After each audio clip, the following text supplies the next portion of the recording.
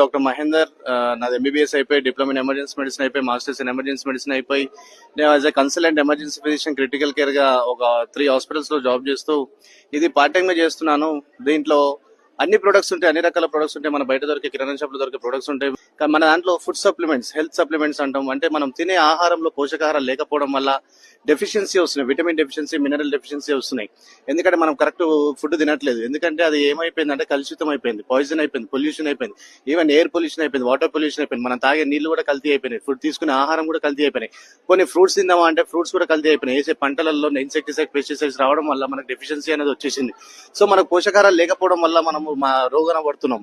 అందువలన మన కంపెనీ మనకు పోషకాహారాలు ఉండే మంచి క్యాప్సూల్స్ ని, హెల్త్ సప్లిమెంట్స్ ని, అంటే హెల్త్ ని సపోర్ట్ చేసే సప్లిమెంట్స్ ని మనకి ఇస్తుంది.